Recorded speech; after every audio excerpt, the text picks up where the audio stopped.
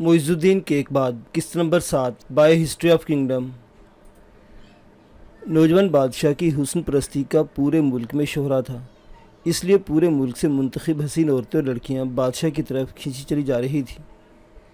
جب بادشاہ اودھ سے دہلی واپس جا رہا تھا تو راستے میں نازک انداموں نے اس کا پیچھا کیا۔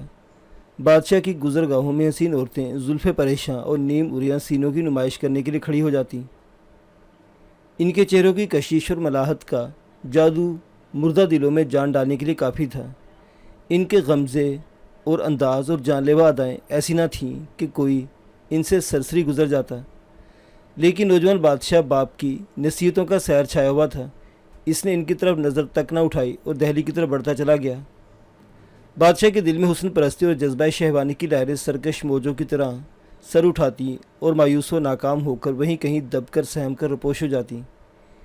اس نے کئی بار مضبوط ارادوں کے باوجود ان دشمنان زہد و ایمان کو کنکھیوں سے دیکھ بھی لیا، اور ہر بار یہی محسوس ہوا کہ اس کے صبر و ضبط اور برداشت اور عہد کی مضبوط دیواریں کاہے خشکی کی طرح لرز رہی ہیں۔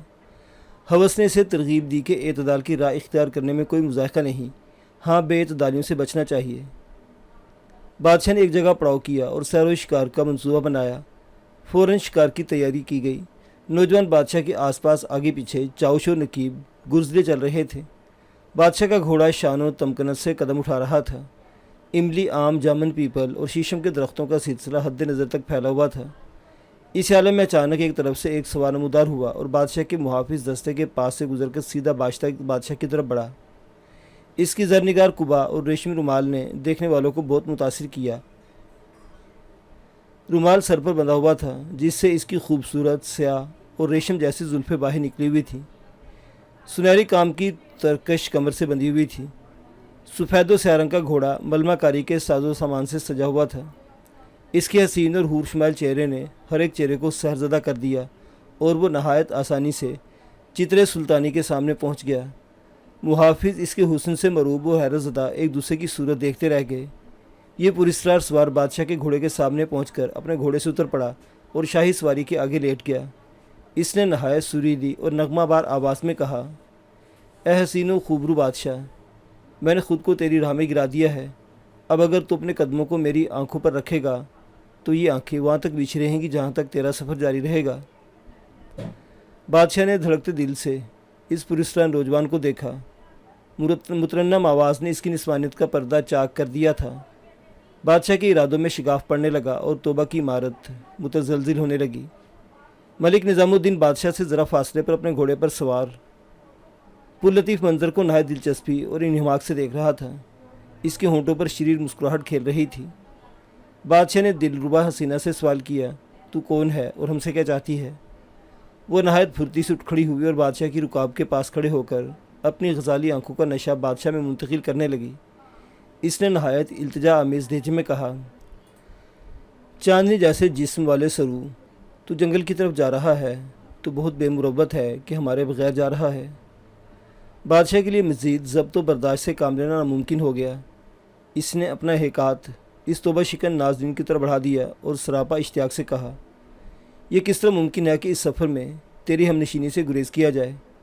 اس بے باک اور عاشقوں کے دلوں پر سر عام ڈاکہ ڈالنے والی شوخ و شریر حسینہ نے بادشاہ کے ہاتھ کو آنکھوں سے لگا کر بوسہ دی اور کہنے لگی، حضور نے غور نہیں کیا کہ ہم کتنی دور سے بادشاہ کے پیچھے پیچھے چلے آ رہے ہیں۔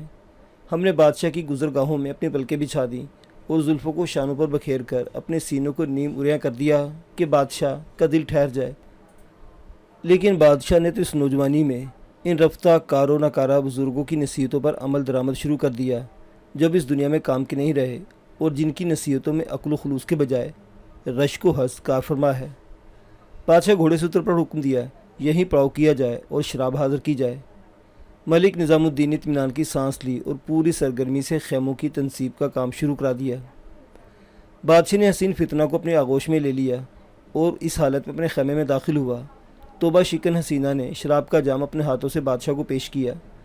بادشاہ نے بے جھجک جام لے لیا اور ہونٹوں سے لگاتے ہوئے اس مفہوم کا فارسی شعر پڑھا، معشوقوں کے ناز و انداز کے خوف سے رات کو میں شراب سے توبہ کر لیتا ہوں، لیکن صبح کو ساقی کا مدبرہ چہرہ پھر کام جاری کروا دیتا ہے۔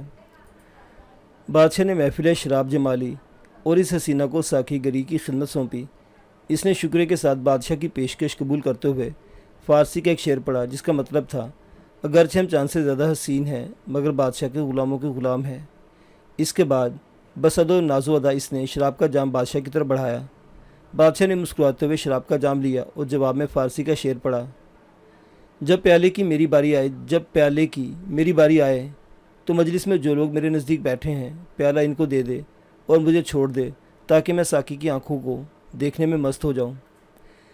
اس نے نہایت دل ربایانہ انداز میں شراب کا پیالہ ہاتھ میں لیا اور شوخ و شریر نظروں سے بادشاہ کی طرف دیکھا۔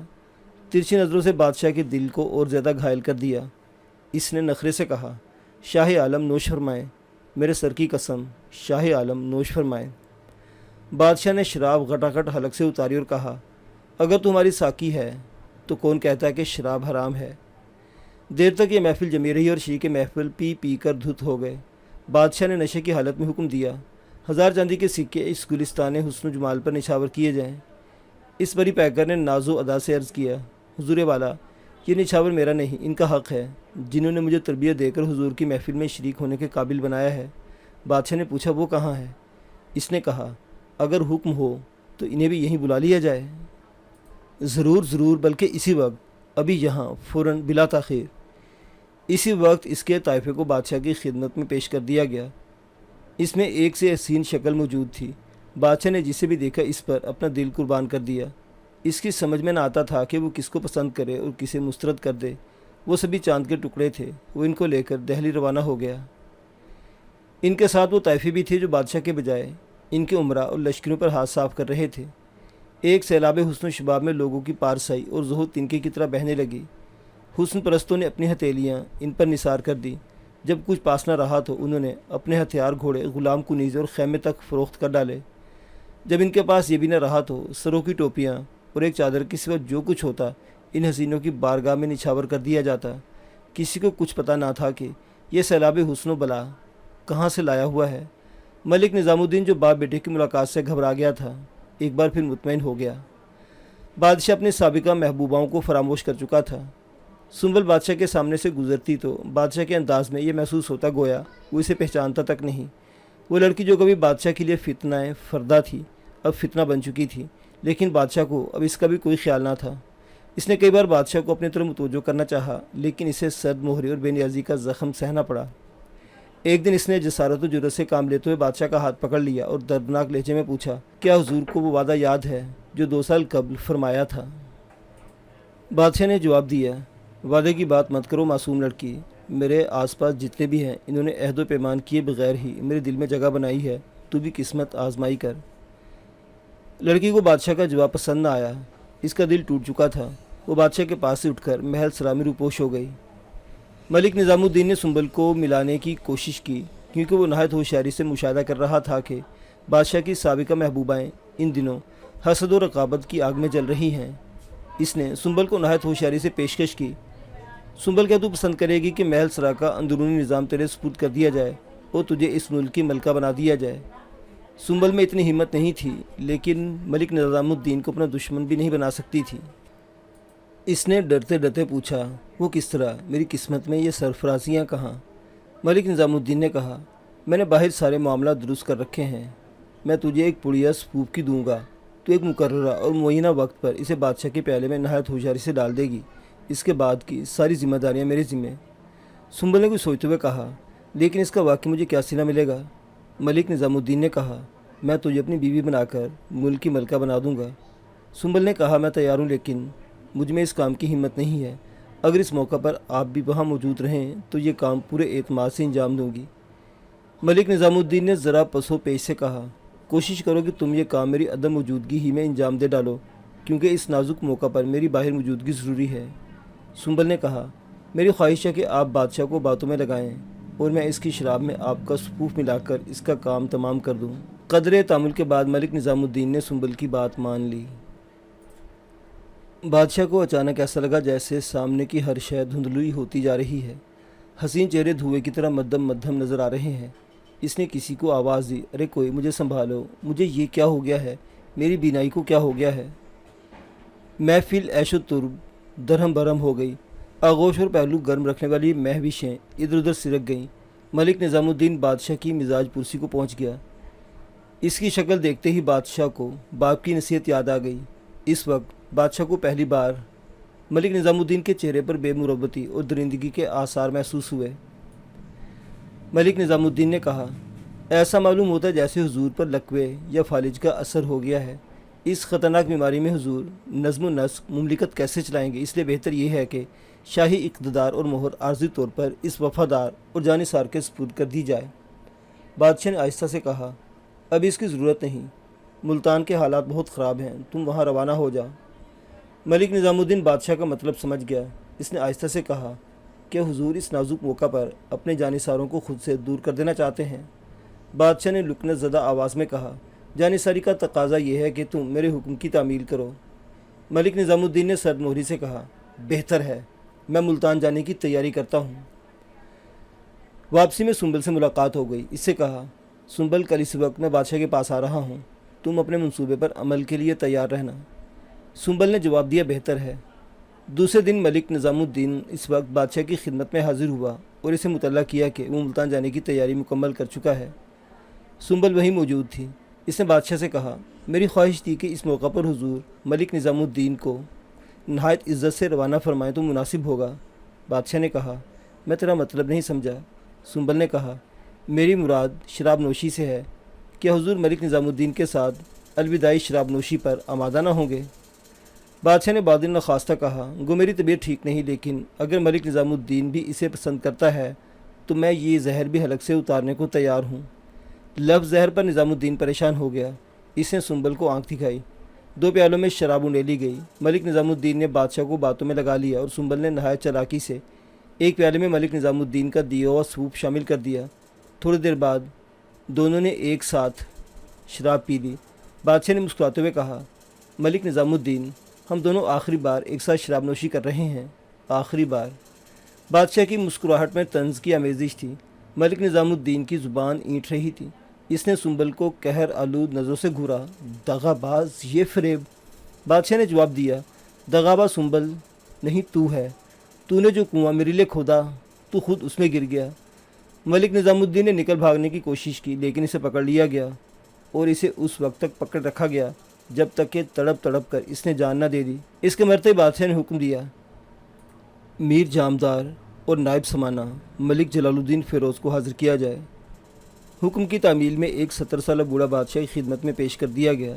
بادشاہ نے ملک نظام الدین کی لاش کی طرف اشارہ کرتے ہوئے کہا، جلال الدین، یہ نمک حرام کیفر کردار کو پہنچ چکا ہے۔ میری حالت اندر ہی اندر بگڑتی جا رہی ہے۔ شاید یہ مرض مجھے جانبر نہ ہونے دے، اس لیے میں تمہیں عارض ممالک کا عہدہ سونپتا ہوں۔ ملک جلال الدین کے لیے یہ بہت بڑا منصب تھا۔ عارض ممالک کے ذمہ فوج کی ترتیب و تنظیم کا کام ہوتا تھا۔ اس طرح ملک جلال الدین کے ہاتھ میں سب کچھ تھا جس کے لیے ملک نظام الدین زندگی بھر کوشاں اور محروم رہا۔ لقوے اور فالج نے بادشاہ کو مخبوط الحواس کر دیا۔ حسینوں کے طائفے راہ فرار اختیار کرنے لگے۔ شاہی اطباء نے بادشاہ کے امراض کو لاعلاج قرار دے دیا۔ اب وہ اس لائق بھی نہیں رہ گیا تھا کہ سلطنت کے کاموں میں برائے نام بھی حصہ لے سکتا۔ بادشاہ کی عمرہ 2 حصوں میں تقسیم ہو گئے۔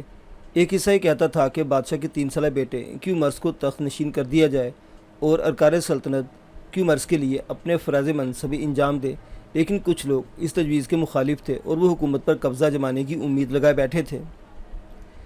3 سالہ کیومرث کو سلطان شمس الدین کا خطاب دے کر تخت نشین کر دیا گیا۔ ترکی امراء دربار نے جلال الدین اور اس کے خاص امراء کو یہ کہہ کر نظر انداز کر دیا کہ یہ غیر ترکی ہیں، اس لیے انہیں حکومت کرنے کا حق نہیں پہنچتا۔ انہوں نے غیر ترکی امراء کی ایک فہرست تیار کی اور یہ طے کیا کہ انہیں ایک جگہ دھوکے سے بلا کر موت کے گھاٹ اتار دیا جائے۔ اس فہرست میں سر فہرست جلال الدین کا نام تھا۔ جلال الدین بھی کوئی معمولی آدمی نہیں تھا۔ اسے ترکی امراء کے ارادوں کی اطلاع مل چکی تھی۔ چنانچہ ترکی امراء کی طرف سے ملک اعتمر جلال الدین کو بلانے کے لیے جیسے ہی پہنچا، اس کے ٹکڑے کر دیے گئے۔ اس کے بعد جلال الدین اپنے 500 آدمیوں کے ساتھ 3 سالہ بادشاہ کیومرث کے خیمے کی طرف بڑھے۔ انہوں نے کمسن بادشاہ کو حراست میں لے لیا اور اپنے مستقر کو واپس ہوئے۔ ترکی عمرا نے ان کا راستہ روکنا چاہا لیکن ناکام رہے اور تقریباً سبھی مقابلے میں مار دیے گئے۔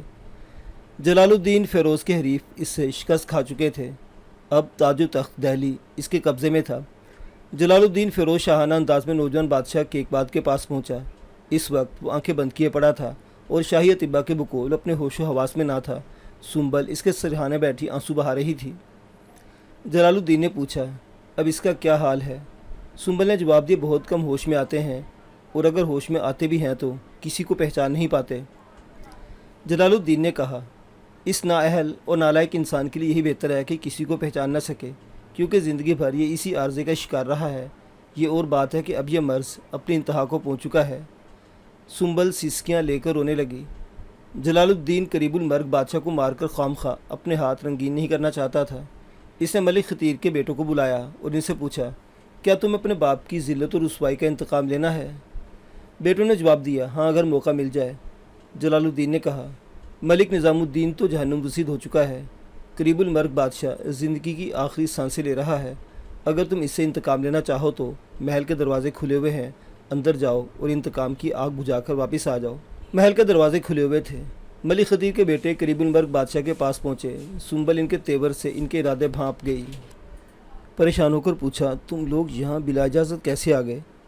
एक नौजवान ने केकबाद को गुद्दी से पकड़कर उठा लिया। सुंबल की चीख निकल गई। दूसरे ने फर्श पर एक चादर बिछा दी। केकबाद को इस चादर पर पटक दिया गया। बादशाह के चेहरे पर कर्ब से खिंचाव पैदा हुआ। सुंबल चीखी, कम बख्तो, ज़रा तवक्कुफ़ करो, ये अपनी मौत आप ही मर जाएंगे। बादशाह ने आंखें खोल दी, लेकिन शायद इसे कुछ नज़र नहीं आ रहा था। एक नौजवान ने इसकी कनपट्टी पर सख्त घोंसा रसीद किया। बादशाह ज़रा कसमस आया। दूसरे से चादर में लपेट दिया और फिर इसे कई बार फर्श पर इस तरह पटकना शुरू कर दिया जिस तरह धोबी लकड़ी के पाटे पर कपड़े पटका करते हैं। सुंबल रोती चीखती रही। इस कमरे की एक बालकनी से जमुना का मंजर साफ दिखाई दे रहा था। इन नौजवानों ने नीचे झांक कर देखा और फिर इसने चादर को उठाकर दरिया जमुना की नज़र कर दिया। चादर में लिपटी हुई ख़ानदान गुलामा की आखिरी शम्मा देखते ही देखते हमेशा के लिए मादूम हो गई और इनके ताजो तख्त को एक 70 साला बूढ़े ने अपने बर्फ़ के गालों जैसे बालों और फरसुदा खाल के आज़ाद से ज़ेबो ज़ीनत बख्शी। और दहली के जहादीदा हजरात ने दौलत व इकबाल के इस मंज़र को नहायत इबरत की नज़र से देखा, जिसमें इसने एक नहायत हसीन और खुबरू नौजवान की जगह बूढ़े जलालुद्दीन खिलजी को पसंद कर लिया था। मुअज़्ज़िज़ सामीन हज़रात, अय्याश और बदनसीब बादशाह जिसने अपने वालिद की नसीहतों पर कोई अमल नहीं किया, अपने इंजाम को पहुंचा। हिस्ट्री ऑफ किंगडम की ये पेशकश आपको कैसी लगी? अपनी आरा का इजहार कमेंट बॉक्स में कीजिएगा। शुक्रिया।